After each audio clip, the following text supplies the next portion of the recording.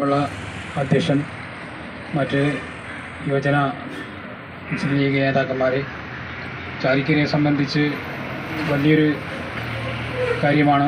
തൊഴിലാളികളെയും മോട്ടോർ തൊഴിലാളിയും മറ്റുള്ള തൊഴിലാളികളെയും ആദരിക്കുക എന്ന് പറഞ്ഞാൽ ഇന്ന് ചാലിക്കരയെ സംബന്ധിച്ച് ഇതുവരെ ഇല്ലാത്തൊരു സംഭവമാണ്. കഴിഞ്ഞ ദിവസം ഞാൻ തന്നെ ഇവിടുത്തെ ഒരു പരിപാടി, ഒരു കർഷക തൊഴിലാളിയെ ആദരിക്കുന്നു.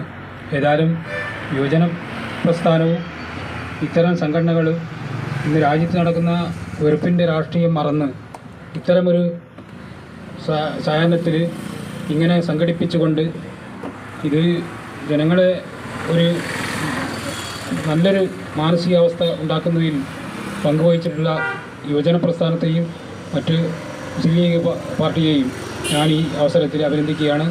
അതുപോലെ തന്നെ ഈ കോർഡിനേഷൻ എന്ന നിലയ്ക്കും എൻ്റെ വ്യക്തിപരമായ നിലക്കും ഈ പരിപാടിയെ അഭിവാദ്യം ചെയ്തുകൊണ്ട് ഞാൻ അവസാനിപ്പിക്കും.